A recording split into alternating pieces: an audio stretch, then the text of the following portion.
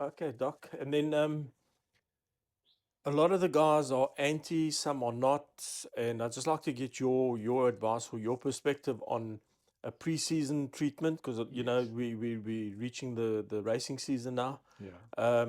What is your opinion on a Take on preseason treatment and then using medication and natural products?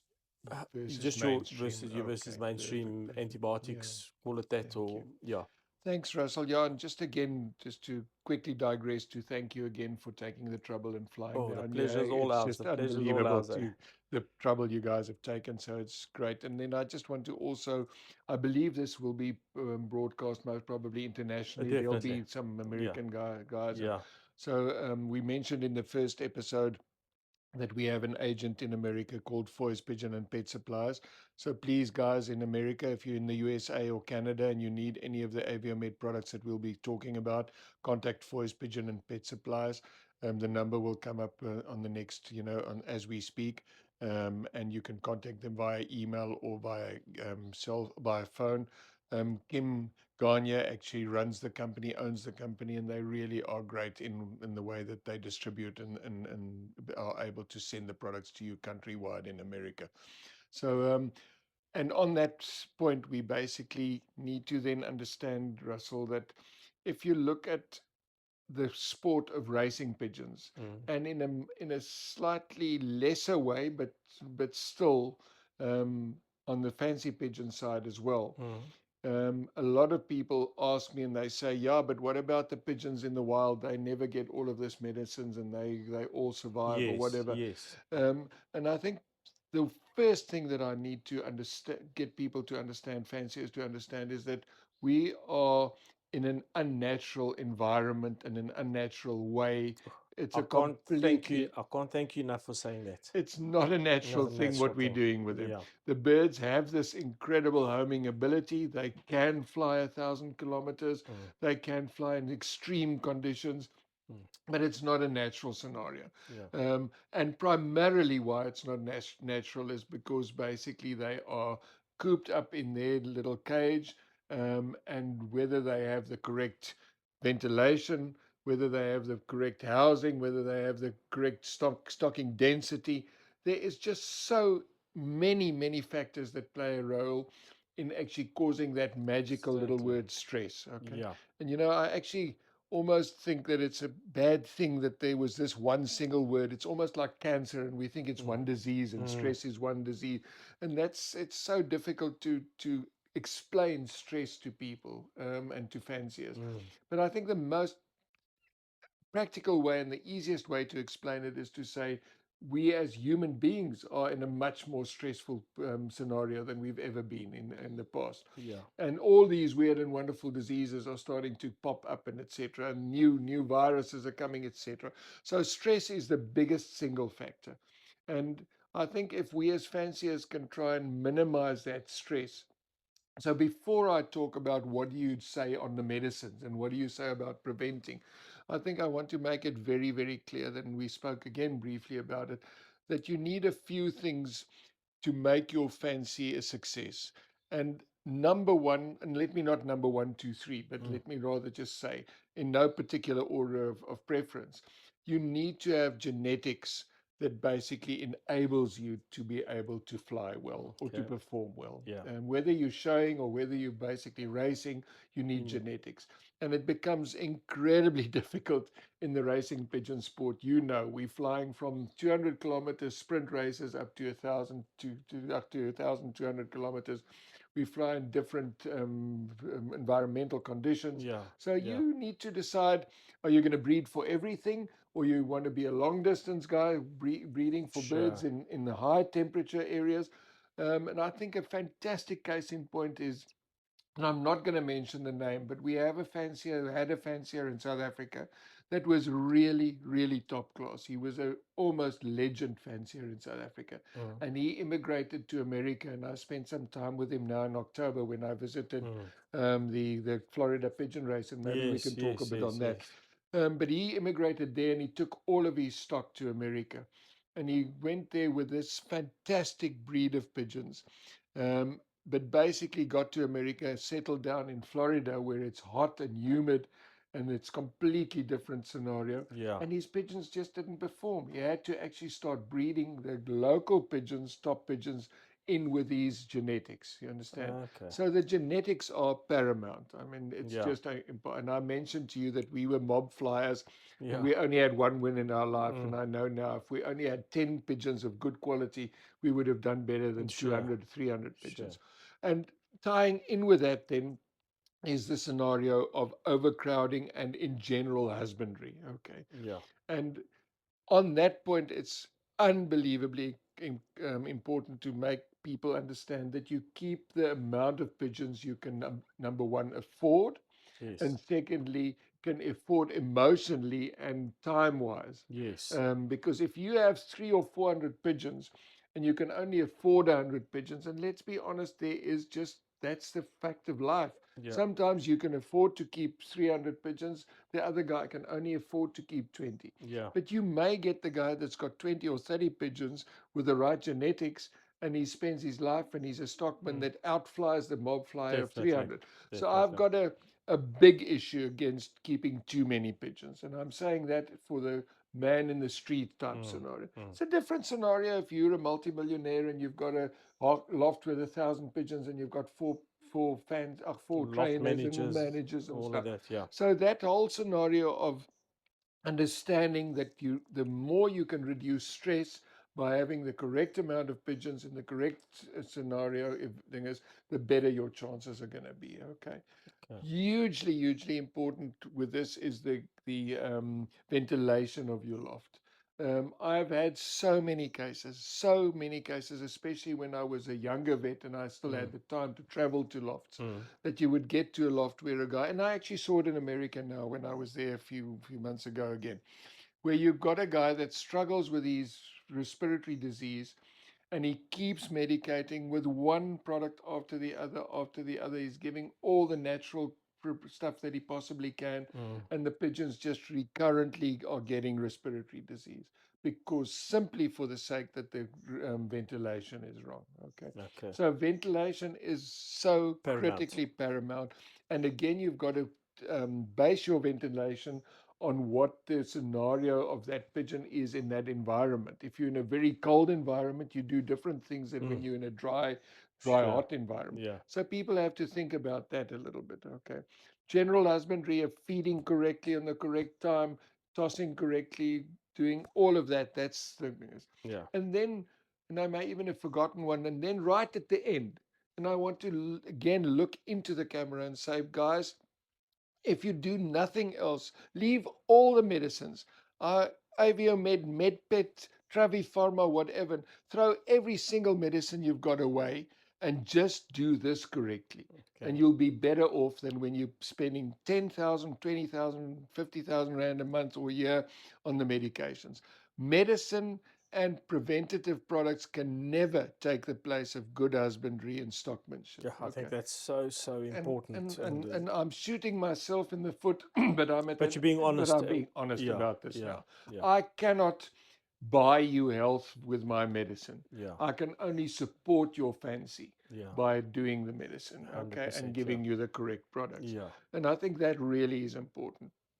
Then leading on from that is the programs that we write for pigeon fanciers Yeah. the guys must understand that these are emphatically just a guideline. Okay, I cannot ever give you a program, an aviomed program, Mm.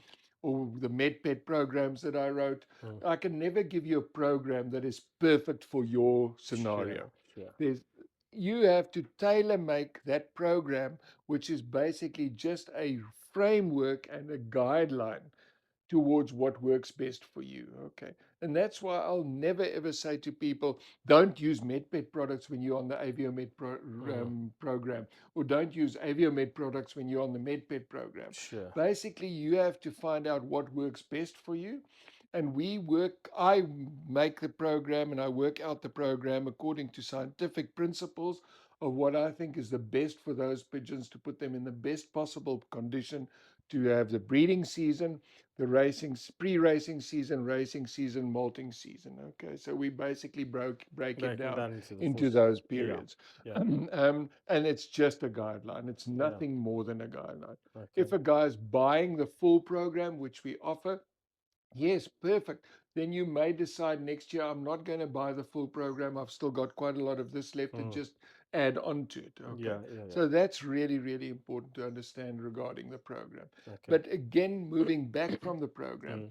and again, I'm going to shoot myself in the foot, but again, it's the honest to goodness truth. If you have a reputable veterinarian or laboratory close to you Mm. or available, where you can actually have your pigeons tested routinely. And for those routine tests, we've got to understand that people have routine testing, which is basically your performance type testing, Mm. and you've got your disease testing. And they're completely different things. The one fits into the other, but if you leave the disease testing, and I'll explain a bit more about that Yes, later, please. and you just do the routine testing, you're going to miss when they become ill and the underlying problems, the serious underlying problems you're going to miss. But the general routine testing for a fecal flotation, Mm. that's worms and coccidia. Okay. Mm-hmm. A wet prep, which we do, where you just take a little bit of the stool, put it under the microscope, put a bit of saline onto it, and check whether there are any parasites moving around, because these parasites will die if they basically in dryish Okay. sort of stool. Okay, Okay. and when they out of the body, they don't move and you don't see them. So Okay. you do a wet prep of the fresh stool. You do a fecal flotation. Okay, for worms and coccidia. Then you do a crop smear, obviously, for Mm. trichomonas Mm. and candida, and that's hugely important. When whoever's doing those tests for you needs to, especially now, more and more start looking for candida as well, because it's become a major stress-related disease. Okay. Oh, okay. And then finally, the blood smear, where you're looking for malaria, Mm. for hemoproteus, and chicken malaria. Okay, and they're two different things. The Okay. I the didn't know that. So the two yeah, different. If you can just touch on different. those then quickly, So please, Doc. okay, so the pigeon malaria is hemoproteus. It's the little organism that lies within the cell, and the cell has the little cell Yes, I've nucleus seen in. that one. Yeah. And then this organism looks like a banana, and it lies around the cell, and it stains red or blue. Some people say the red one is basically the male form, and the blue is whether that's the case, we don't really know. But Okay. it stains red and blue. That's the non-disease causing, performance reducing disease, okay, or condition. So pigeons can live happily with heavy infestations of hemoproteus, pigeon malaria, okay. And that's what that looks like. So Okay. but they very seldom, not seldom, they'll never perform Okay. adequately Okay. when they've got pigeon malaria. And again, I'll talk about that. Please remember to Yeah. remind me, Yeah. okay, Yeah. about the difference between these performance causing I've got diseases that. Yeah. and main Yeah. diseases. So your pigeon malaria would basically be a performance causing disease, and that's why, and it's a difficult bug to treat, an organism to treat. You've got to go 10 days before the racing season. Okay. And I still to this day believe that primaquine, straight primaquine, and the strongest amount of primaquine, the 2%, which we call Mm. primaquine plus, is the correct one to use for 10 days. So, Okay. I just want to Yeah. ask your knowledge on this then, because a lot of guys have been going on to the plasmaquin. Is Yes. that the same? It's the same type of product, Yes. and I know that people are using it, and Yes. apparently with success. And if they're having success, that's great. It's Okay. perfect. The primaquine is easy because it's in the drinking water. Are they using the plasmaquine in the In water? the water. In the Yeah. water. Yeah. Okay. Yeah. So I haven't tested that, and it's something that I perhaps need to look at and Okay. to test. But standardly, we're using primaquine then. Okay. Okay. What was the ingredient then in Merquin then, Doc? That was a newer generation of the The quinolone type quinolones. of, Okay. quinolones. And again, I can't offhand say, and Okay. we can actually look it up just Okay. now Yeah. Yeah. and say. So essentially, you've got the pigeon malaria, but then you've got chicken malaria. Okay, and that's a completely different protozoan disease. It actually causes blood deficiency and yellow jaundice, icterus, and it kills pigeons. Okay, so it's a disease causing infection. Where would our pigeons? They would get it from from chicken farms and around the loft. If they are Okay, chicken farms within 10-15 kilometers, okay, these infected culicoids and mosquitoes can fly very, very far, and they okay, can transmit it if there's backyard chickens around that's got chicken malaria. Luckily, it's okay, scarce. It's very, very scarce, okay, but it's the big important thing is that doesn't respond to your primaquine, okay. That was going to plasmaquine, be and my next things. question. What? That responds exclusively to ivermectin. Okay, so you want to Okay, put them on ivermectin then. Okay, okay. so it's an ivermectin ecto-endo tablet or the spot on, Yeah. but they need ivermectin for that. Okay. Okay, okay. Okay, so that's your performance diseases. You want to have, if you can get those tests done, there's no sense in basically giving all of these preventative crop canker medicines and cocci medicines. So in the beginning of the season, yes, when you're just starting off before you breed, Hmm. in spite of what the tests are showing you, I would treat. Okay. Okay. At the beginning of the racing season, I'll take them through the quick cleaning out Mm. the pre-racing season program. Yes, yes, And then from there on, if you've got those tests, you take 4 or 6 pigeons per week or every second week, and you do the test. tests, and you only treat the disease that is Oh, there. okay, Okay, that is okay, starting to show okay. itself. Something interesting you mentioned just now, which I wasn't aware of. You mentioned candida related to stress, and I always thought candida is related to an overuse of antibiotics. Antibiotic. So can It you? traditionally that was always the thought, and it definitely is the case. Okay. And the worst antibiotic for candida is oxytetracycline, the Oh, terramycin okay, that we spoke about. okay, Some of the shorter acting, short course antibiotics are not that bad. okay, Um, Doxycycline, very specifically, is not as bad as the tetracycline. It's much better, and there's a whole reason for that. It's a real intricate reason for okay, that, but okay. I can emphatically tell you that it's not as Yes. bad.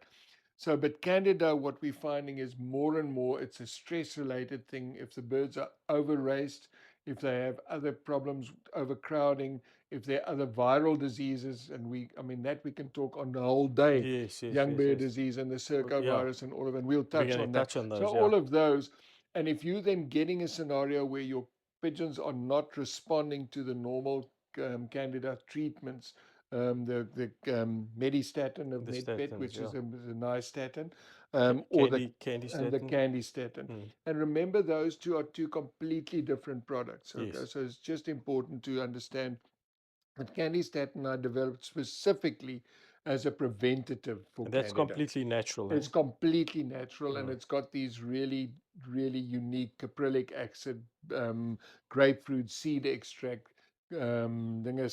apple cider vinegar. Yes, yes. So those specific things that inhibit candida. Okay, but if a pigeon's got the resistant candidas and it's starting to underperform, then you need the medicine side of it. Okay, Okay. then you go to Medistatin Mm. first. We've just launched now Aviostatin, which is the same active ingredient. Okay. It's nystatin node. Yeah. But then, very importantly, if you see that it's becoming an ongoing problem, then I would suggest that and it's one of the new products we'll talk about, that you put them onto the Candy Treat. Okay, so that we call it Okay. Candy Treat. So that's all four of the of the natural products, and it's got a very specific antifungal, anti-candida product, which actually augments chemical, which actually augments So that's the candy treat. candy treat. That's Okay, right. that's Yeah. interesting. Okay. Okay, so So coming back, you would basically then treat only the diseases, and that's much better than having a program and right yeah. through the racing season treating and treating and treating. Mm. Okay. Having said that, I may consider, and I would still suggest that you treat during the racing season twice for respiratory disease. Okay. Okay. And I'm talking then on the testing side on the parasitic diseases, worms, coccidia. Did we say worms on the Yeah, yeah, rotation? yeah. Yeah, worms, coccidia, malaria, Mm. and that type of diseases. So we don't treat routinely if you know they're No, not they're there. not there. Yeah. If you don't know, then you've got to treat them, because how are you going to basically Sure. know? But the respiratory ones you need to treat at least twice during the racing season, because mycoplasma and chlamydia are true carrier diseases, as is salmonella, and we're going to do a whole We're going talk to on talk on that. salmonella. Yeah. Okay, and maybe we'll just bring it in there again. Yeah. So those are true carrier diseases. I kan ek maar lelik Yeah. praat. Yeah. Yeah. Ek lek die ou se gat wat kan Mycoplasma en chlamydia en salmonella skoonmaak. So basically, I'll really So you're bend. saying that it's They you can't do are it. carrier diseases, and the way we race our pigeons, Mm. you can get them clean, but now you're going back into that racing basket, and they're going to be in contact with those birds that's got Again. Mycoplasma, chlamydia, or salmonella. Okay. Okay, Okay. and they're going to pick it up again in that racing basket, Okay. and it's the primary disease that actually causes a reduction in the racing performance, as well as basically can cause true disease. So it can actually kill them and make them ill. Okay. So that's why I say standardly twice in the season we want to treat, because you can't test for that. Sure. Okay, Sure. effectively test Yeah. for it. Yeah. And we must talk about testing of salmonella as well. We must Yes. remember. Yeah. Okay. So that's essentially my advice is then rather no program, routinely do the tests and treat the disease. If Okay. not, then you go on to your program. Okay. Okay. And then lastly, we've touched on it when in the first episode, but I want to reiterate again that we've reached a point in all medicine today where we cannot any longer survive and rely on mainstream medication alone. Okay. Remember that mainstream Mm. medication is something that treats the acute disease.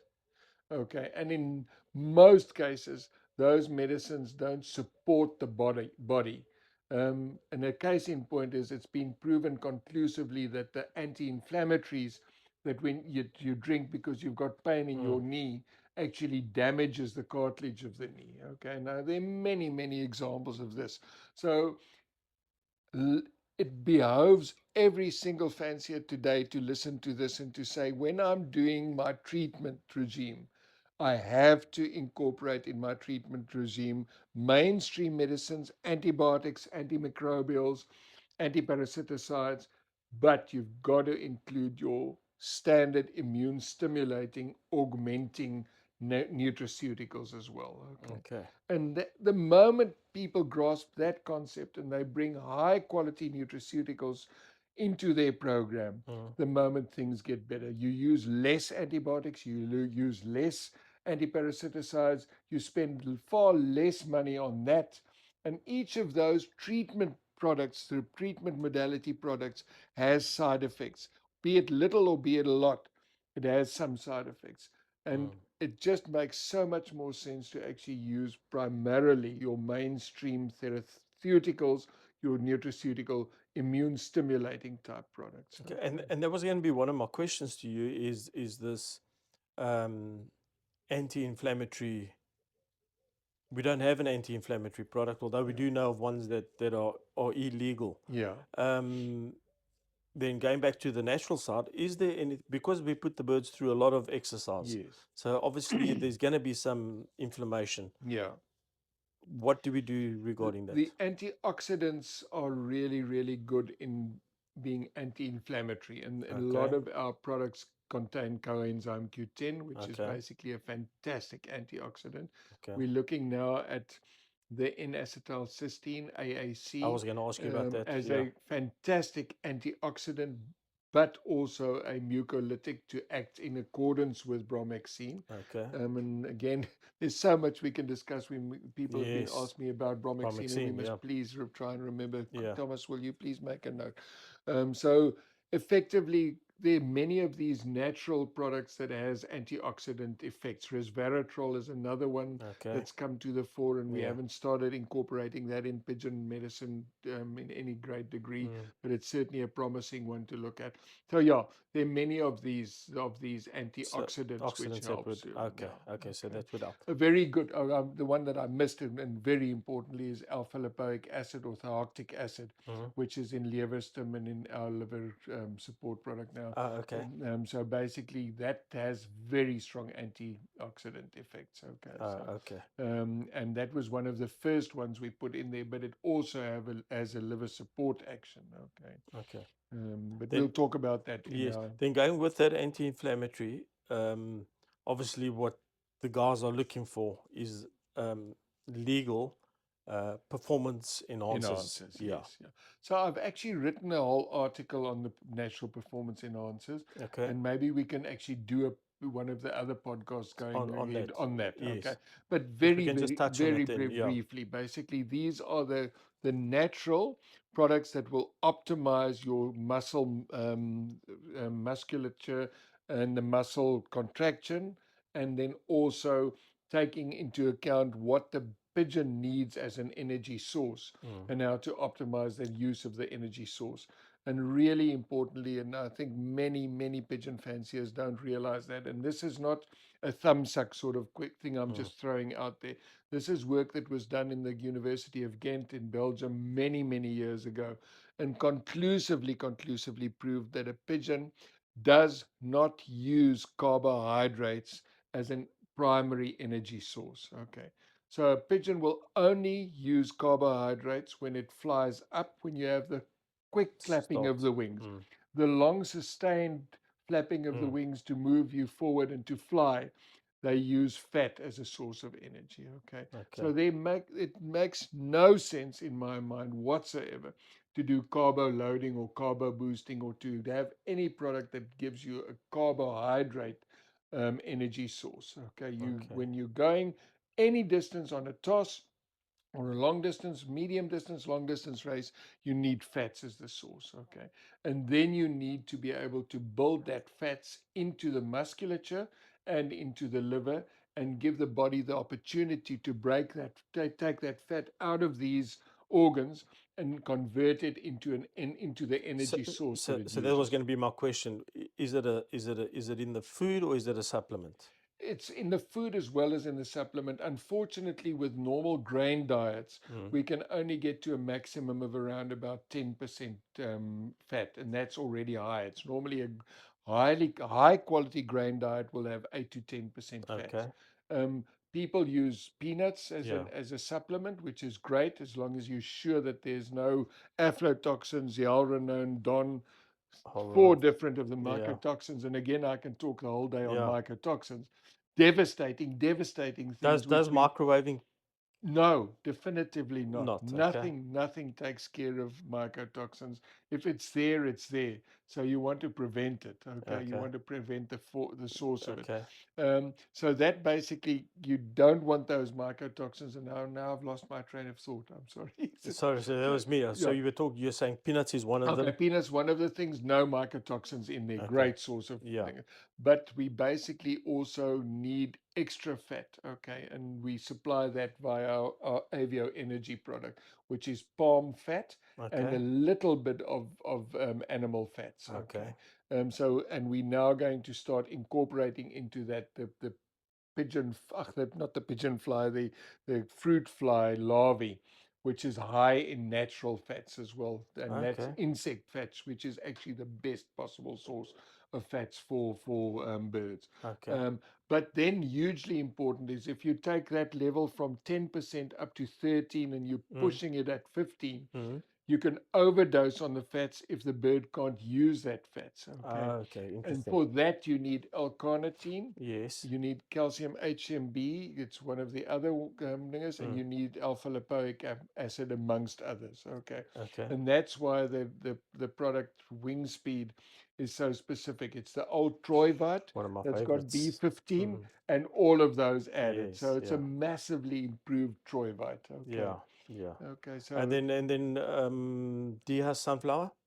yes, perfect as well, but again, only de-husked shortly before you do, Okay. because that's again the rancidity that comes in there. Yes. The sunflower is highly um, Susceptible. susceptible to rancidity. Okay. Okay, So you're saying part of the diet, but then supplementation as well. supplementation as well, and then doing the energy oil, Okay. and then of course you do have the extruded diets, the Bayers, Versiolaga, Yes. Van Rooijbes, Mm. all of those extruded diets, which we don't really currently have a really strong No. brand name. No. Just as a quick giveaway, and it's the first that anybody knows about Mm. that, we will be launching an extruded diet that's made by the same company that makes our dog food. And we Okay. finally have an incredible quality extruded diet that'll be available in the next Will few that be weeks. for both racing and for It'll be breeding? And a breeding diet, because in the breeding one you want a high protein, yes, lower fat and lower starch,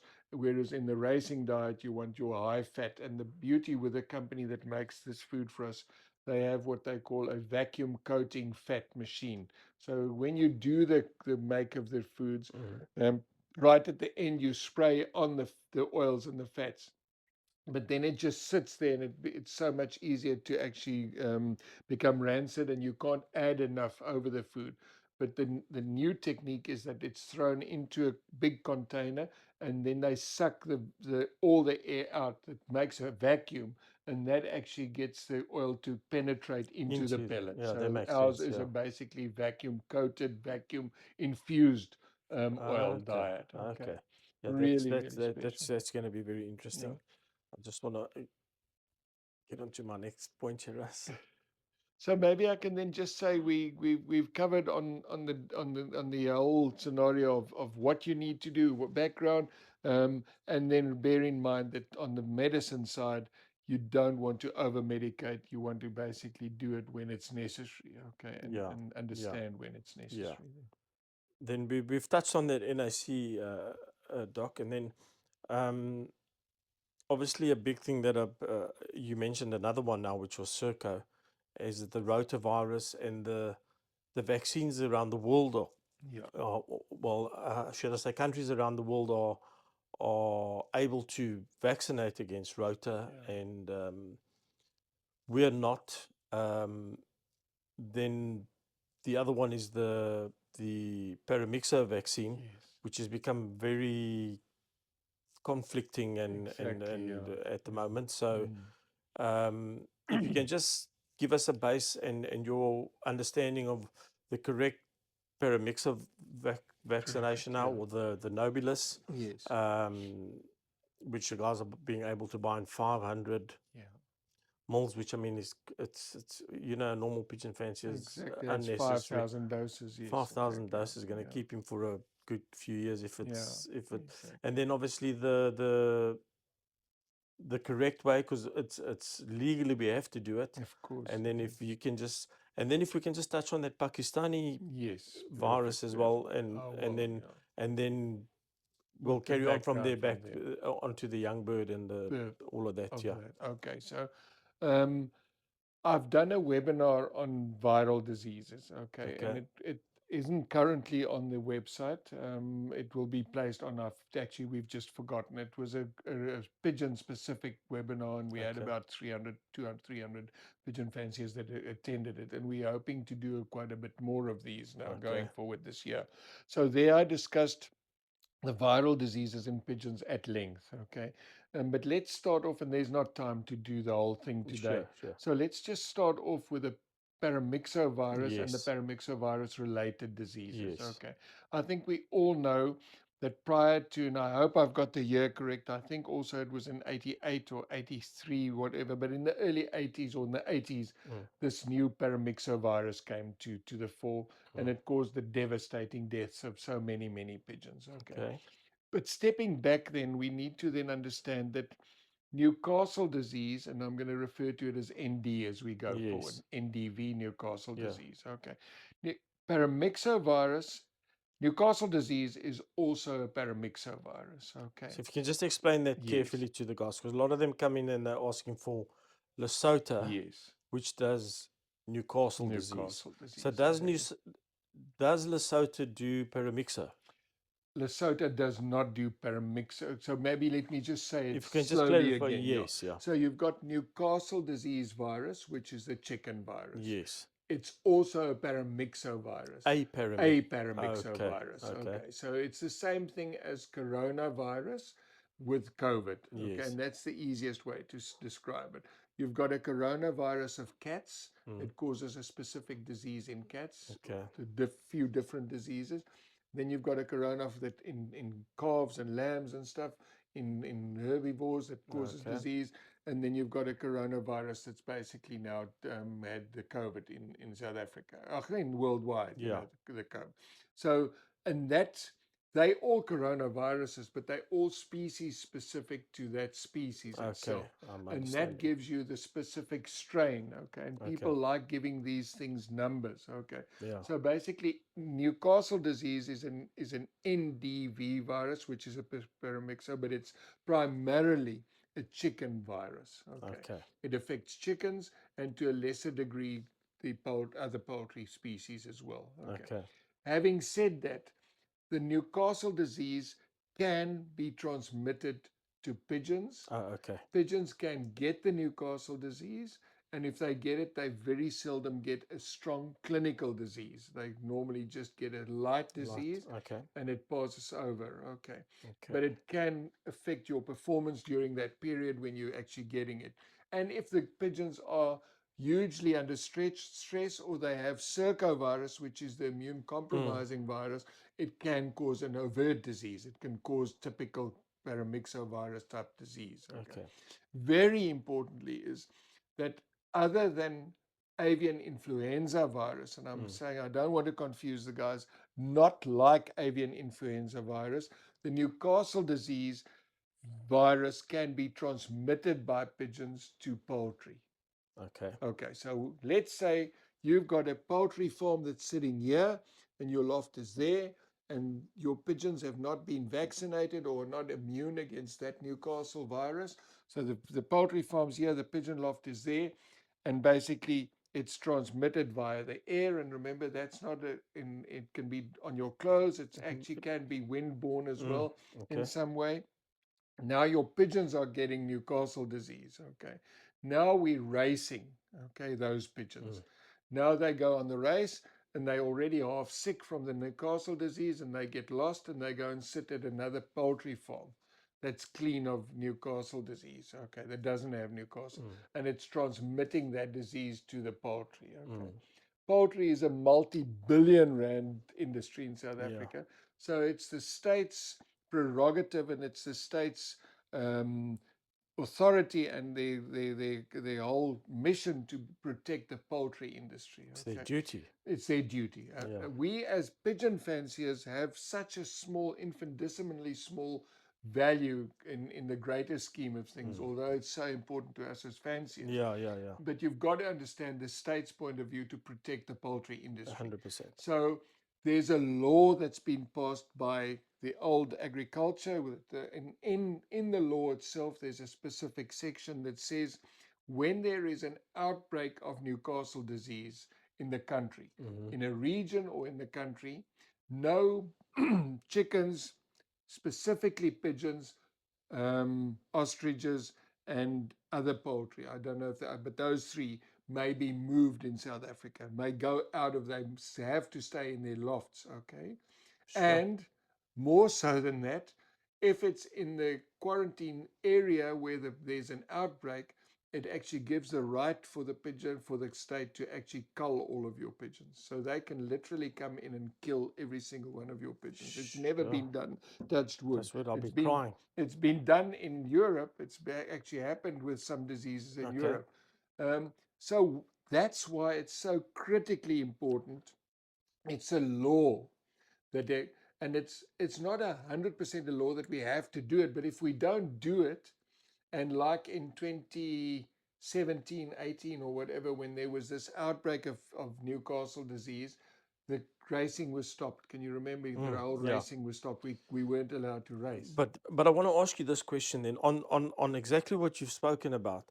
Now you'll know as I do, there are guys that use it as a performance enhancer. Answer, yes. So the week before the race, they give Lesotho. Yes. What effect does that have to my bird that's just been vaccinated against paramyxo? And now he's being basketed with Newcastle because it's a live vaccine, as Yeah. as I understand it, Yeah. in the same race. Exactly. Pena, what happens there? We're digressing a bit, but it's a good Yes. question, and I'll answer it right Yes. now. Yeah.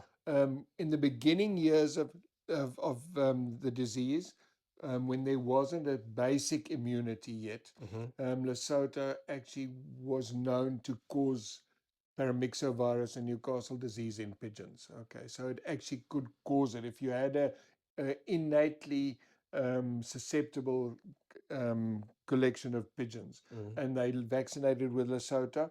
Although that Lesotho has been reduced in their immunity, has been attenuated, so it's not as strong. Mm. It could pass on from pigeon to pigeon, and there were pigeons that actually got Lesotho-induced viral vaccine disease. Okay, Okay. now in the last few years, many years, pigeons have got such a general immunity, basic immunity, that very seldom, if ever, would happen. So it Okay, won't affect. Okay. so I strongly advise that guys do not use it still.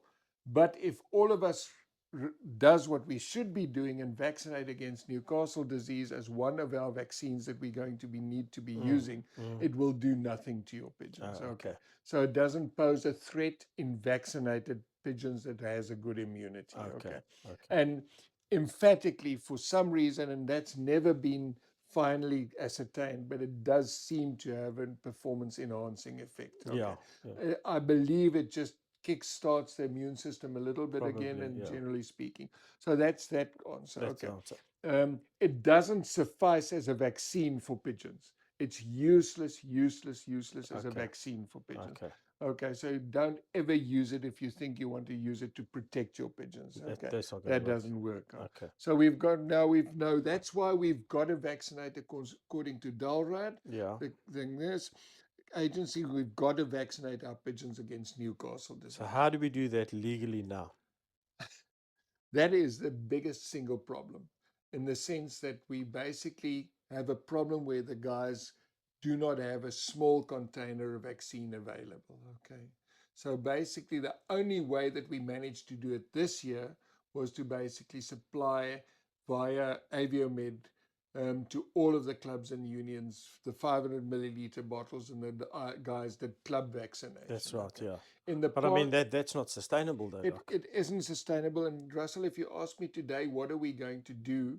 I honestly can't look you in the eye and say what the answer is, because the jury is still out at this stage Mm. whether the fact that we had a company that is a registered compounding pharmacy that under controlled circumstances repackaged these 500 milliliter bottles into 100 milliliter bottles, whether that was basically, now it's been challenged by the parent company, which no longer makes that vaccine. So I now have to go back to Mm. Dalrad, to the state agency, and say to them, is this going to be allowed? And say, can I still do this repacking? And I'll have to use another Newcastle vaccine to do that. Okay. But Doc, if it's done by a compound pharmacy, Yes. which is what these guys do, I mean that's their Yeah. speciality. Um, I don't see the point of it not being allowed to be done because you're still using X's product. Yeah. So you're selling more of X's products. I don't want to mention No. names. More of X's products, Yeah. and you're doing it correctly, Yeah. and it's saving an industry. Yeah. You see, So unfortunately, it is what it why? is, because X is still the company that controls their whole rules, regulations within their own company, and they Yes, took yes. tremendous umbrage to the fact that we were basically, and they say it can open them up to lawsuits and stuff if things go wrong, Okay, etc. Okay, okay. so but more so than that, the state is now just, Dalrad is now just, and I'm under correction whether this has definitively been done, we're still researching that, has actually said that there should be no repacking of Newcastle because it's too dangerous. And it doesn't make sense whatsoever. The Newcastle vaccine, and that's why we had to take, and we'll come to the Pakistani strain, Yes. why we had to take our Newcastle fraction out of the Pakistani strain, which is our compounded vaccine for Pakistani virus. Okay. Okay. So that you're not allowed to compound a Newcastle disease because it's a state-controlled notifiable disease, and for that you're not allowed to compound vaccines. It's just a little confusing Yeah, I because you've got to know explain to me it's real because confusing. because a compound laboratory they would have the correct Absolutely, but the Dalrad has said they're not allowed to compound. That's why they weren't allowed to compound blue tongue vaccine either. So blue tongue vaccine, which is a also. same scenario, it wasn't available from Onderstepoort Yeah. facility. Another company may compounded it, but it was outlawed. It's a notifiable disease. And according to Dalrad, and please, I'm again looking in the camera and saying this I Yeah. have to verify. Yeah. This is the way I understand it at the moment. Okay. So we in negotiations, Aviomed myself in negotiations with the company that currently did the Pakistani vaccine for us. We're going to be in negotiations with Dalrad, with the authorities to understand exactly. And Sampo will be involved in that as Oh, well. So okay. we'll have a meeting between Sampo and Dalrad Yeah. to actually understand exactly Yes, what's because going exactly what's Sampo put the rules on us exactly and we're in a exactly yeah. situation Of where we course. And I just have to, and then I know there's so many times people say, what does Sampo do for us? What do we, I've been the Sampo vet now, I think it's 15 years. mm, And I can really promise you that there is no hidden agendas. There is no hanky panky. There is mm, nothing more than service that 90% of people serving on Sampo has the pigeon fancy close to the heart yeah, and yeah, yeah, really yeah, tries. yeah. So, I uh, just on that I did a podcast with Rob and Rona, yeah, and you could just hear the passion from those fantastic. guys and the Absolutely. And amount of work and effort that they put exactly. in. And So, it's a difficult decision, way for oh, them to be in, or a very, position to very be in. difficult So position. essentially, we've covered Newcastle disease. And what we'll have to do then next year, if things don't change, is we'll have to, Sampo will have to, we sponsored, and I can promise you that was a serious I can sponsorship. imagine. It was a big amount of Yeah, money we sponsored. We supplied every single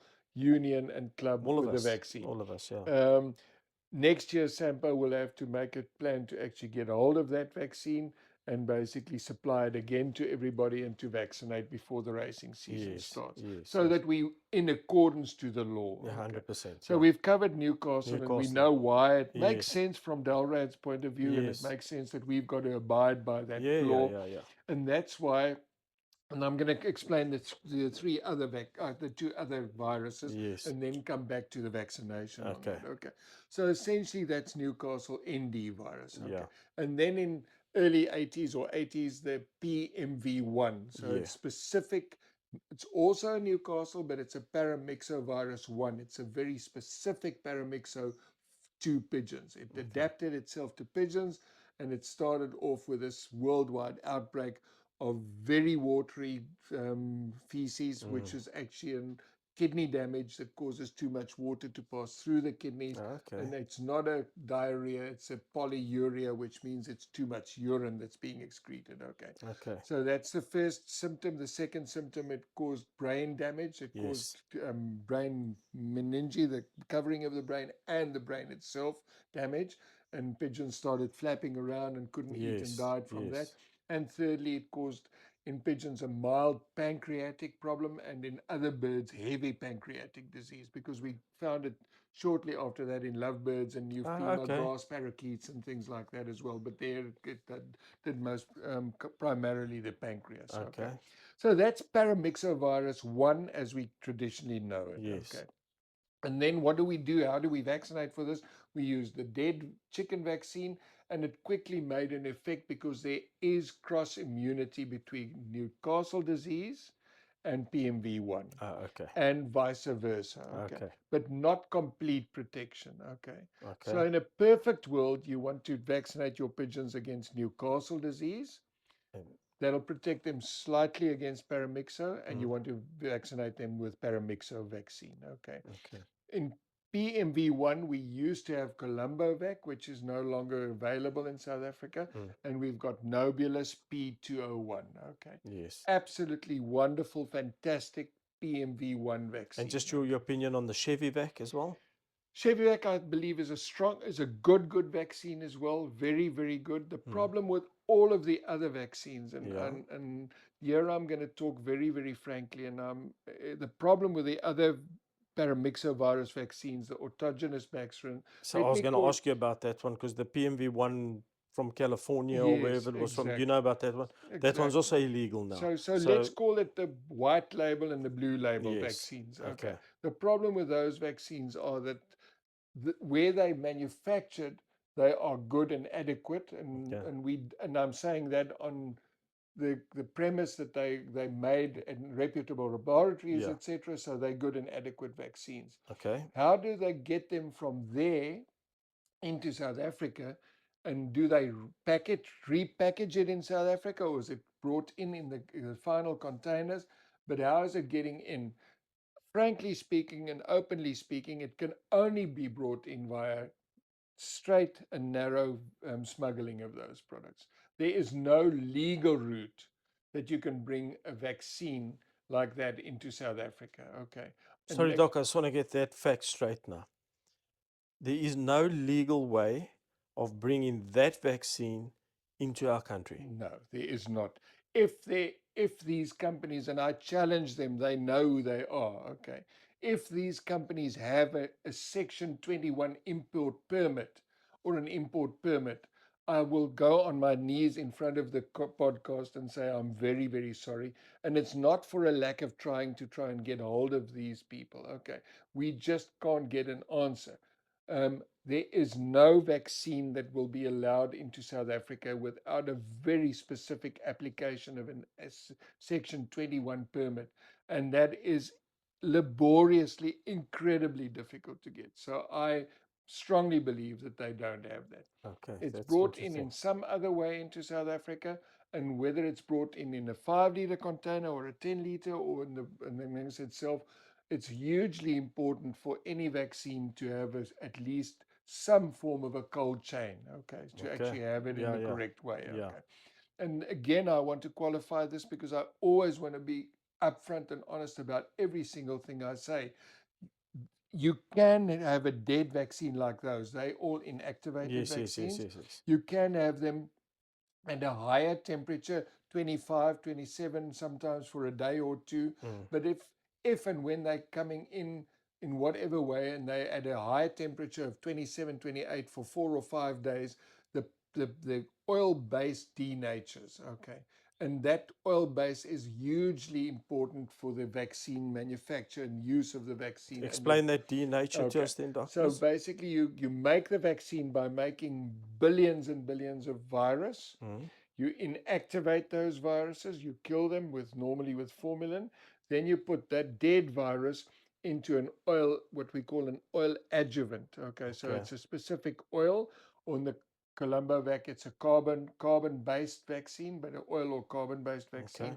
And especially the oil based vaccines, if they're at an extended period of high temperature for an extended period of time, mm-hmm. they basically change. The oils they don't become rancid, but they break down. Those Okay, oils I'm break with you. down. Yeah. And the adjuvant, which strengthens the effect of the vaccine, Mm. which helps the vaccine to become more active in its boosting of the Effective, immune yeah. system, is also broken down. So Okay, basically, very old vaccines, long beyond their expiry date, and vaccines that have been at high temperature will basically no longer be effective. Okay. okay, So okay. and the danger then is that if those vaccines are brought in bulk and they repackaged into small little bottles in unsterile or not completely controlled Mm. environments, you do have a danger. It's not a big danger, but it can happen that you can get contamination, bacterial contamination. You're actually injecting bacteria into Into the the, pigeon, okay, causing disease. Okay. okay. And and what I can now again look at the podcast man and say emphatically is that both Steer Painter, and he'll back me up on this, Yeah, yeah, yeah. and it's just a discussion that we've had, and I've had this discussion with many pigeon fanciers. If somebody phones me in the middle of the season and they say, listen, Doc, I can't understand it. I vaccinated my birds twice and they've still got the diarrhea, they've still got the runny tummies, they've now Mm. started falling around, they've got typical paramyxa, Twisting. and you'd have those pigeons analyzed and they've got paramyxa Mm. virus disease, Mm. and you ask them what vaccine was it, it basically inevitably in most cases is a case where it's the white or blue label Yeah, vaccine. Okay. yeah. So I'm not slating any company, I'm just saying No, no, no. We're not P201 slating. We want to be as safe as exactly possible as for possible for our for our fancier. fancy. Yeah, So yeah. I do not recommend the use of those Okay, vaccines. Okay. And the okay. problem is now I'm saying that, but now we're sitting with a scenario where the P201 vaccine, which is made by MSD, Yes. um, is is in some cases not available conclusively during the year, Sure. so and I think you having Yeah, the shop can bear me out. yeah, yeah, Is yeah. that the case, or is Yeah, that no, not the that's case? true. That's That true. often people cannot get a hold of that. There's that, and people cannot get hold of it. And when you do get hold of it, Doc, there's maybe 5 guys who can take the 500 mil. Exactly. Because Exactly. some of the No, guys I'm with breeding talking now the stations, P201, other the P2 Paramixo, the Paramixo one, the Nobilis Nobilis one. P201, the No, PMV1. yeah, no, it's difficult to get hold of it at times as At well. times it Yeah, is. So yeah. sometimes Is that the one that MedPet does? Eh? that's the MedPet Yeah. So vaccine. that does the 80. It's the 80 80 mil, dose 80 per, dose per per 20 yeah, milliliters. 20 Yeah. mil. Yeah, And I've got and really big sympathy for MedPet and for yeah, Nobilis. because that one fluctuates from no stock to plenty to no to plenty. Yeah, so And it's that's difficult because mm, again they have to rely on the worldwide production of this vaccine, yes. and South Africa is a small part of the use, Mm, um, and it's not always that easy to decide how many doses you have to bring in. I remember when I owned MedPet how difficult it was, because already in those days we brought in the Nobilis yeah, P201, which yeah, was called Nobivac at that stage. yeah, And you would do a projection and you would bring in 400 bottles of this stuff, and by the end of the season only 100 had been sold and the rest is sitting there expiring, yeah, yeah. because it's not a cheap vaccine. It's No, not a highly affordable no, vaccine. it's not. So we're really in a conundrum with this. Yeah.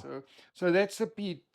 paramyxovirus. So ideally speaking, you would vaccinate with an ND inactivated vaccine, and if you can get it, and you can afford it, you would use the Mm, P201.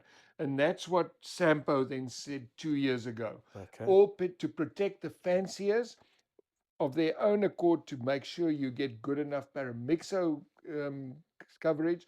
We mentioned it by name because it wasn't there weren't any other ones available. We said Nobilis ND, Newcastle disease, broiler emulsion as the Newcastle segment, and then Nobilis P201 for the Fair paramixer. mix up. And we said that needs to be done. But then there wasn't P201 available. We couldn't get it Yeah, nearly enough. So yeah. we had to go back and rethink the whole thing. And we said this year we'll do a special dispensation that as long as guys have done the ND, they'll Mm, be able to race. Okay. okay. Okay. And So I think most guys have done that this year. have Yeah. actually done that. Yeah. Okay. Yeah. So that was so this year we've said ND alone will be fine if the guys can afford it and they can basically get the 201 Nobilis Mm, or the PMB1. That's great. Okay. okay. So that's the normal ones. Okay. Now you want to ask me about Pakistani? The Pakistani one, Okay. because I know nothing about it. I've been Yes. asked a hell of a lot of questions about it, which I can't answer. Yeah. I don't know why there's a Pakistani variant, Yeah. what exactly it What it is, is. and what do we do about Yes. this Sure. variant? Yeah. Should it be? Has it been found in South Africa? I don't know. You Okay. would know, Yeah. Doc. And then if it has been found in South Africa, it, if it has been found, it's obviously going to find its way around. Yeah. What do we do? Okay, so maybe just a quick background to the Pakistani strain. Okay. In 2017, I was approached by a veterinarian in America and a falcon specialist. He breeds falcons for all of the UAE princes and so on. Okay. And in Morocco, the UAE lease a section of Morocco for the sole use of actually flying their falcons and having their falconry tournaments and basically keeping their falcons there. Okay. So, but they need pigeons and ubara, that's called a kookaburra. It's a ground walking, almost like a pheasant in South Africa, but they need those to feed the falcons. Okay. Okay. So they've started in Morocco. In that section of Morocco, they started a breeding facility for pigeons. So they have, at that Moroccan facility, they have 8,000 pairs of pigeons. It's 8,000 pairs. pairs. all housed in their own, not little cage, a cage a third of this room. Every single pair, it's 5 stores. It looks like the Nasrec thing. There's 5 stores of these things Just standing of there, breeding pairs. just breeding pairs, with the sole reason of breeding to supply young birds, youngsters, to the falconry industry to actually feed their falcons on. Okay. So it's not used, and it's the most amazing thing. In any case, so just say, coming back, this guy phoned me and he said, would I be prepared to go to Morocco with him and the veterinarian, because they've got an outbreak of a disease there which they've not been able to clear. And they have They vaccinated. they vaccinated with Chevivac, Nobilis, Columbovac, some of the Polish vaccines. They've used Okay. every conceivable vaccine that they possibly could. Chicken vaccine and PMV1 they've used, and the outbreak is just still carrying on and on. Yeah, and And that's dangerous with that amount of birds, eh? can you imagine? And luckily the adults weren't dying, but all the babies in the nest, 60-70% of the babies in the nest were dying. And the youngsters, the moment they actually weaned them, they developed typical paramyxo disease. Okay, so Sure. he flew us, me and Dr. Vicky Sinclair. She's a falcon specialist in America. We flew to Morocco. It was the most incredible thing ever, and we saw this whole breeding facility, and we performed the postmortems, and they all were typical paramyxos disease. They had pancreatitis, they had kidney disease, they had the brain you can't see, but they had all the typical symptoms on a macro postmortem Although they had of all been vaccinated. all being vaccinated. Okay.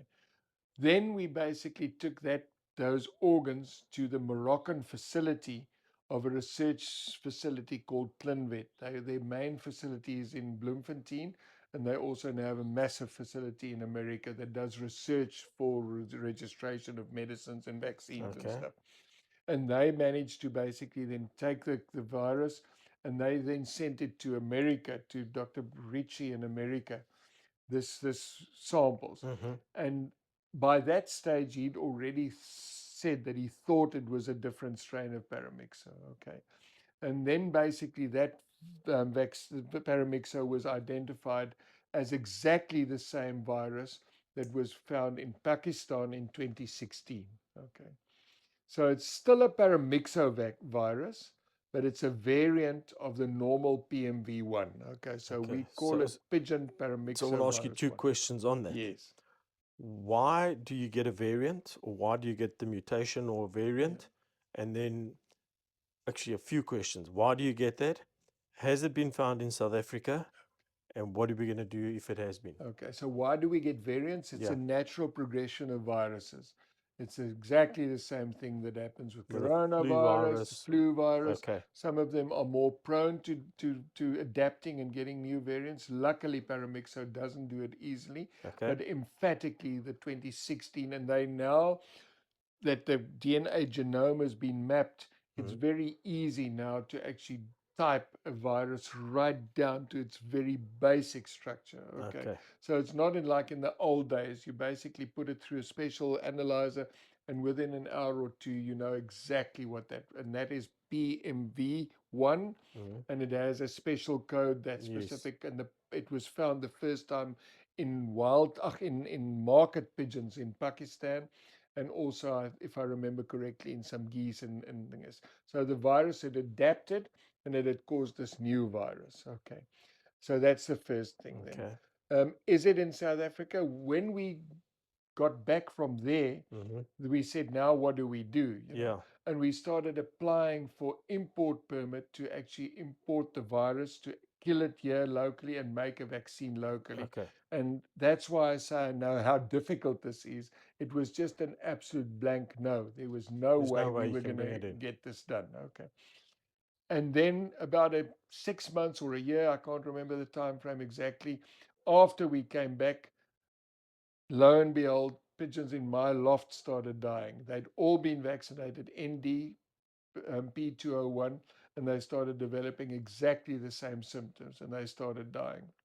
And we then sent them to Onderstepoort, and they typed it, and that was the Pakistani virus. So that one obviously So it has came in migrated from somehow. migrated, or came in with the one race lofts or whatever. However, Yeah. it's here. Okay. It's indelibly 89% the same as the Pakistani strain. Okay, Okay. so it's definitely here, Definitely. Yeah. no doubt it's here. And what I can then also tell you definitively is that there are pigeons, many pigeon fanciers that vaccinated correctly with ND, vaccinated correctly with P201, and their pigeons still got the mild form of the Pakistani virus. Okay. So they still got kidney damage, they still got pancreatic damage, brain damage. Okay. Sure. So the Pakistani strain, like in Morocco, even if you vaccinate, and their babies actually died of clinical paramyxovirus, Okay. typical, Yeah. exactly like the Exactly. Morocco scenarios. Um, and then we were able to take that virus that we isolated from my own loft, Okay. and actually make a compounded, inactivated Pakistani strain vaccine. So Okay, is that so available that's now? that. So that's been available for 2 years, 3 years now on a compounded basis. Okay. So I'm not allowed to sell Sell that it. to a Mm. pet store like Mm. your store. It's got to be on a one-to-one. The guy fills in a form and he registers with me.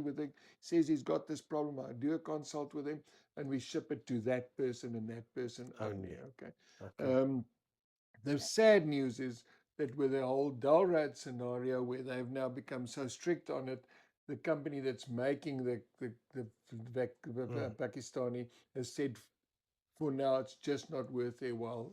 The numbers are too low, so we don't have vaccine for next year, Sure. That's a and worry, eh? and we'll have to see what we What can do we about can do. that. Okay. Do about that. Yeah. So in a perfect world, you would vaccinate, and just then finally making very sure that people understand that my regime was, when we had everything available, I said Mm. the first thing you do is at 14 days Mm. you vaccinate with the Pakistani strain Okay. vaccine. Okay, then 2 weeks later you do them with P201, Mm-hmm.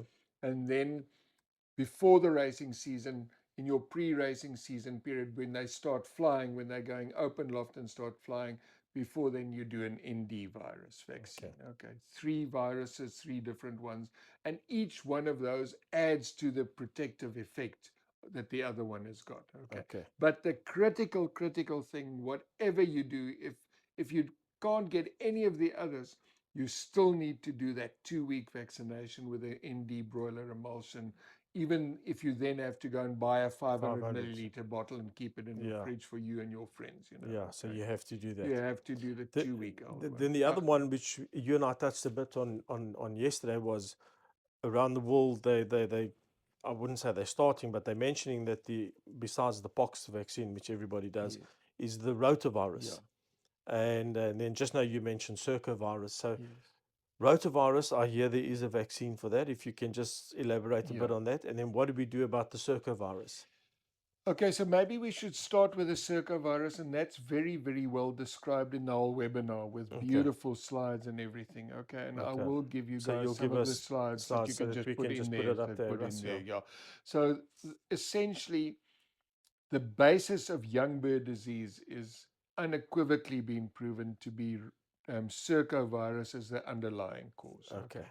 Circovirus is another one that came about, if I remember correctly, in the 1990s, 1991. It was diagnosed in America the first time by a professor in America, and it's basically spread worldwide now. Okay.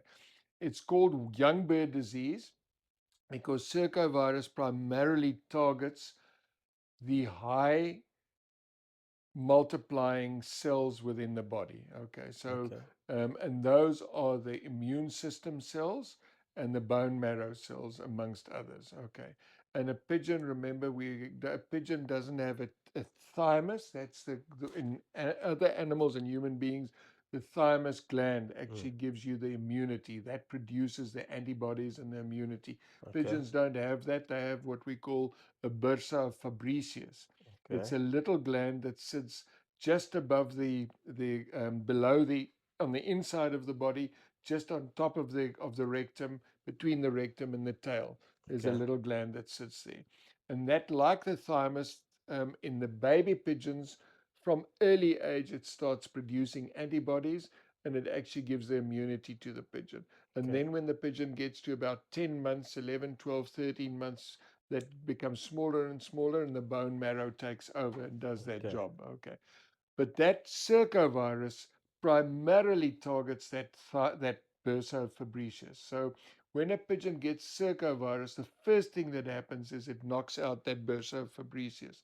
So it knocks out the whole immune system. Okay. You've got a pigeon that's already under stress. The baby's under stress. He's now being weaned. He's going into the weaning loft, and we'll do another program on this specifically on the weaning, etc. Yes, yes. And he's now under stress, and that whole thing suppresses his immunity, and the circovirus comes in and it knocks out. Now that pigeon is immune compromised. It's like an AIDS patient. It starts developing candida, it starts developing all manner of other things, and then it's just so much more susceptible to developing virus. Okay. Mm. And especially in that stage when it's already been vaccinated ND and PMV1, the Nobulus, but it hasn't been vaccinated Pakistani. Mm. Then suddenly that actually picks up the Pakistani. Okay. And I presume and I believe very strongly that that's what happened worldwide. Wide is that these pigeons had this immune compromised scenario, and then the rotavirus, which we never saw in pigeons, Yeah. actually mutated slightly Okay. and came into the pigeons, okay, and caused rotavirus. Okay. Okay. So we know now that pigeon circovirus and rotavirus together, both together, have been found, okay, in South Africa. And all hail to Gavin Rouse, who actually diagnosed that and sent me the photographs and the electron microscope thingers.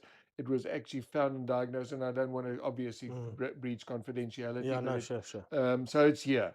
We know rotavirus is in South Africa. We know circovirus is in South Africa. We know the outbreak that we had last year and the year Yeah, before it was bad. was actually a combination in most cases of rota and Okay. circovirus. Okay. But in the webinar, I explained very carefully also that when you've got circovirus and or rotavirus, you can get muscle and wing disease with it. You can get very bad trichomonas with it. You can get herpes virus with it. So it becomes a whole sort of syndrome of different things. Mm. Mm. So but the primary fact with the rotavirus is that it's fairly easy to diagnose as it stands at the moment. And again, it may change. Pigeons may develop more of an immunity and Mm. it may change again. But currently, when your pigeons get rotavirus, they die like flies. Yes, immediately. Okay, and it's really bad and it's overnight. So once the outbreak starts, it's fast. And the most important thing, and I'm desperately looking for something that's got the right color, but it's got this luminescent green diarrhea. Okay. Mm. So the pigeons develop this green diarrhea with sometimes some black segments in it as well. And it's actually true diarrhea. So it's not a water Water puddle. based with a It's little actually with a little thing. thingy and it's Yeah, actually just green. poo, green poo Mm. sitting there, stinky poo. Mm. And then many of those pigeons, and that's actually in that webinar, and we've actually got some video of material. They actually go and sit like this with their heads down. The water runs out of their throat, and they sit and their muscles become paralyzed. They can't breathe, and they actually die from respiratory failure. Okay, so Sure. it's a horrible disease. Okay, so what do we do about it? Yeah. What do we do? Australia's developed a vaccine. It's Yeah. not a standard inactivated vaccine, so it's a newer generation vaccine.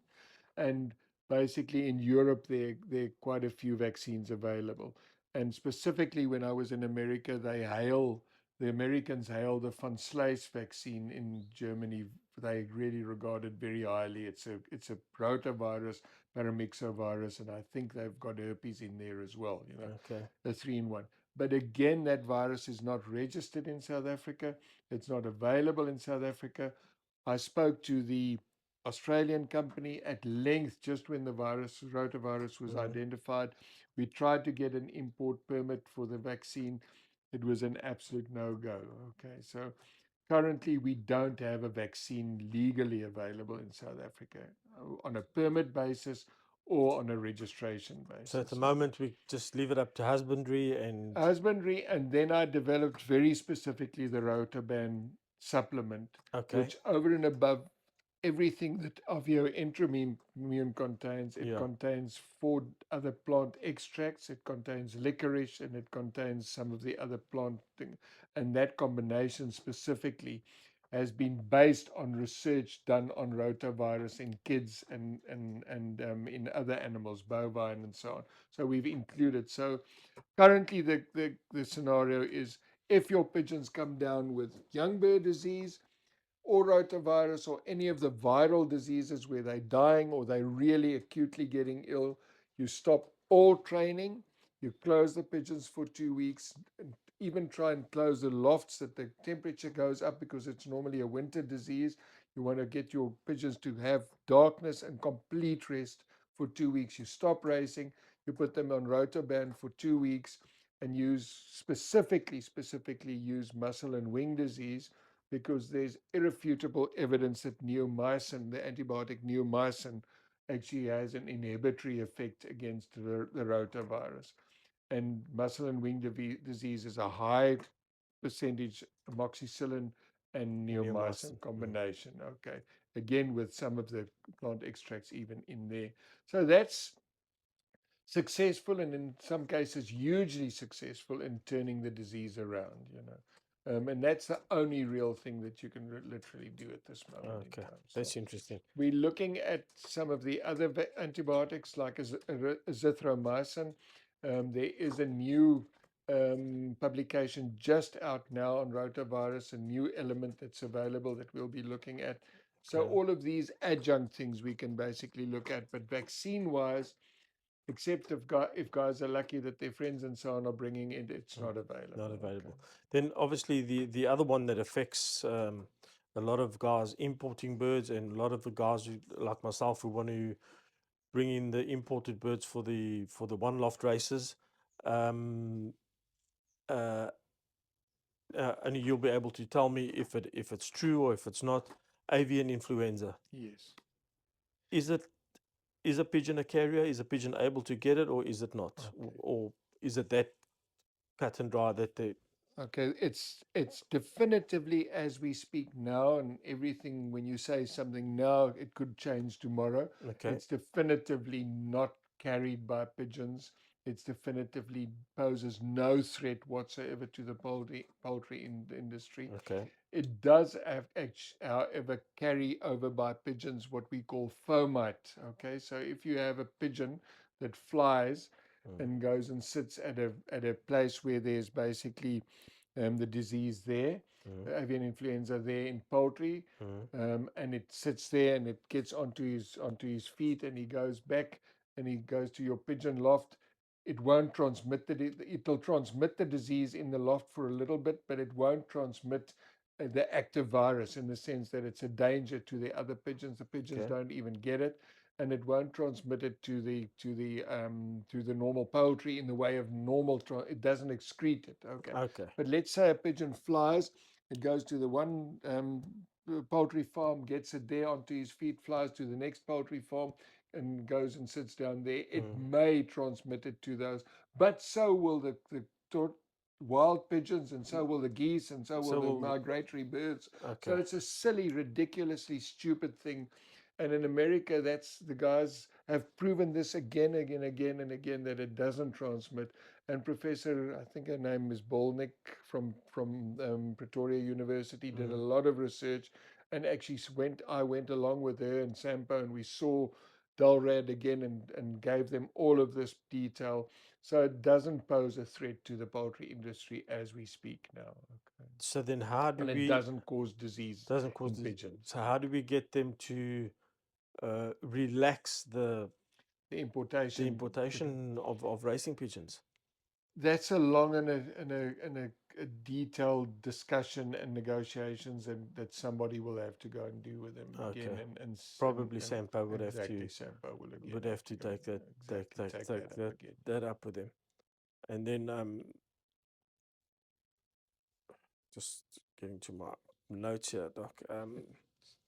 We were touching on that NAC. and the um, mentioning its similarity, I Yes. could call it, to bromexine. Yeah. If you can just explain that, Right. and Yeah. then that NAC, would one have to use an antibiotic With it with then. it? Okay. Yeah. Yeah. Okay. So maybe we can just touch on bromexine and then NAC then. Okay. Um, and I think that's the last, and then we can break again and take it Yes. from there. But Yeah. yeah. So bromexine was incorrectly added to the Banned prohibitive substance. banned and Yeah. prohibitive substances before I was a the veterinarian, the official Okay. veterinarian. I think at that stage they didn't have people a vet on board or whatever. Yeah. But be it as it may, it was done, and the reason was that at that stage the the horse sport actually put it on the prohibited list, and they just took the horse list and used it That's as right. such. Yes. I Okay. then did a presentation many years ago, it must be also 10, 12 years ago or so, and proved and did the whole presentation as why too that was really ridiculous to actually have bromexine on the banned list, because the banned list is there and the prohibited list is there, is to say by giving that you're giving a person an unfair advantage Yes. to things, or you're actually causing suffering in an animal by doing that and getting him to perform over and above what Some he's sort of cruelty. exactly Yeah. cruelty over and above what he's able to. Mm. And obviously it's there to protect the racing horse industry, because you don't want a guy to be able to give something that makes a poor Mm. horse win and a Yeah. good Yeah. Yeah. horse not win. Yeah. So all of those factors, bromexine does exclusively the following. It basically makes the mucus that is in the what we call the bronchi. Let's just go very briefly back to the anatomy of the Mm. respiratory Mm. system. You've got the trachea, the big windpipe. It goes into two big pipes called the bronchi. It then goes into smaller, millions of smaller pipes branching out like a tree does into bronchioli, small little pipes. And right at the end of that bronchioli, you've got a little bubble sitting that's called the alveoli. And there's where the oxygen is actually distributed and exchanged with the blood. Okay. Okay. But that alveoli and all of the bronchioli and up to the bronchus has little glands in them, so that when there's dust and when there's viruses and when there's stuff, there's an excretion of the fluid that will actually then take that viruses and stuff to be excreted out. Okay. So if that mucus becomes tacky, when it becomes a tacky mucus instead of a slimy KY gel type of Mm. mucus, it actually sits there and forms plugs. Okay. Okay. And when an animal has a respiratory disease, be it a viral or a bacterial respiratory disease, or when they are dehydrated, it becomes tacky. Okay. So you need something to liquefy that um, mucus that is sitting there to be able to be excreted. Okay. Okay. So the bird will breathe and it'll push it up, and it'll sometimes cough a little bit or sneeze, and it'll bring it up. Okay. Okay. But much more important than that is the finer anatomy of the respiratory system. Within these bronchioli, bronchi, and to some degree the trachea, you have little fingers, billions and billions of little fingers. Mm. If you do under a very strong microscope, you can see them. We call them villi. Okay. And it's the same type of thing that's in the intestinal tract, but they act by actually doing the following. So they sit there and they do this, and they take the mucus, the bacteria, the virus, the fungi, the spores, the dust, and everything. They, by this wave sort of action, they move this stuff up into the trachea, and the bird can then breathe it out or cough it Cough out. it Okay. out. Okay. So what does bromexine do? It does not open the pipes, because if you can open the pipes, which bromexine, let me not digress, let me first Mm. explain. Mm. So bromexine will basically liquefy the mucus, but much more importantly than that, it will stimulate the villi. Mm. So it'll actually make this movement stronger. Stronger. So Okay. you push out more mucus and you push out more disease and more bad, and you basically get a scenario where this is all excreted because it's now fluid, it's now KY jelly, and it's basically moved Comes out. out. Okay. And that's all that bromexine does. It has a slight antioxidant effect as well, nothing near as good as all of the others we've discussed. Okay. So there is no way that bromexine can stimulate the performance of a racing pigeon over and above what the optimal health of that pigeon would be able to do. So it got the name of being a stimulant because it Yes. worked so bloody well Yeah. that if you gave it on the Friday evening, it would basically protect your bird from actually getting reinfected, and it would actually cause better results because the mucus is not clogging the whole Yeah. system. Yeah. Okay, Yeah. but it's not an unfair result. Okay, Okay. so the bromexine bisolven linctus is the human product. Okay, Okay.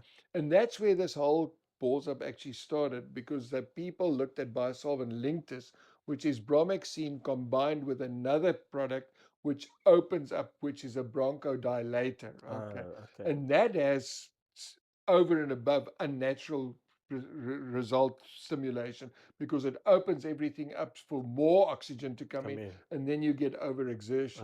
Okay, Okay. so that was basically, it should have been bisolven linctus, the active ingredient of bisolven That linctus, should that have should been have been banned. banned. Okay, Okay. so that ban has been lifted. You can use bromexine, and my advice with bromexine, that any respiratory antibiotic that you're using, you add bromexine to the treatment for the Oh, first okay. 3 to 5 days, and basically getting that tachymucus out.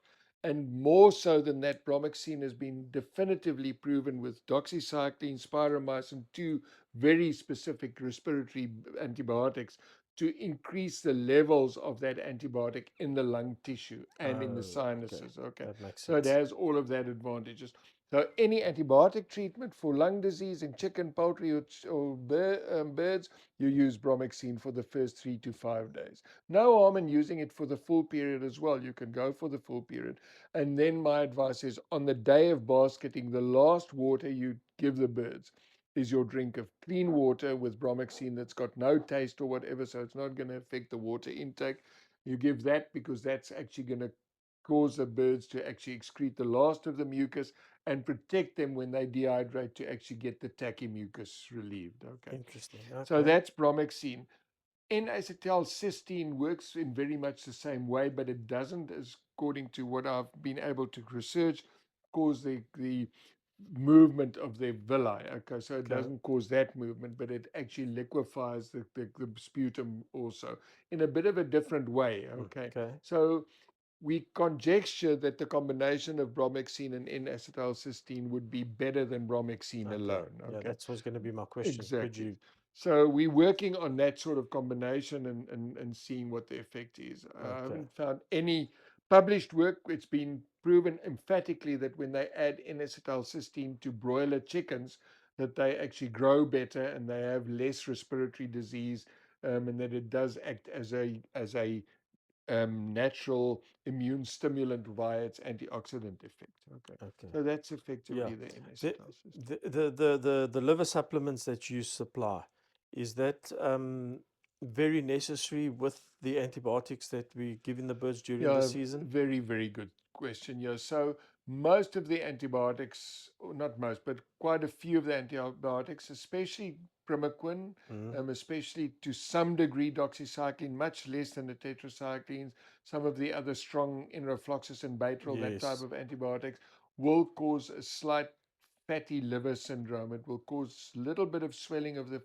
liver itself, Okay. and the alpha lipoic acid, the tiohoctan, which we alpha lipoic acid, it's got two names: alpha lipoic acid in humans and tiohoctan in animals, but it's the The same same thing. thing. Actually, stops that fatty degeneration. Okay. So basically, Leverstim and the Avio liver support product will Yeah. do that. Okay, Okay. and we can talk at the new products about how our liver product is actually an improvement of Leverstim, and we'll Yes. touch on Yes. that. Yeah. Okay. Okay. So getting onto that, Doc, we're going to talk about the new products that are you're working on, Okay, and some that are going to be coming out shortly. absolutely. And If you can touch on a few of touch those on for us. those, Yeah. absolutely. And then you wanted to have a quick session on salmonella as well, eh? Yes. Yeah. Yes. So that Okay. that's A session on its own. a session on its own, because my question there was, um, some guys vaccinate, some guys are completely anti-vaccine, some Exactly. guys say pigeons become carriers and then they're um, Exactly. carriers for life. So I just need your professional Perfect. Perfect. uh, uh, uh, um, 100%. So input on that. we'll take that one at the next session. Is that Okay, fine? that's fine. Okay, great. Okay. Thanks, guys.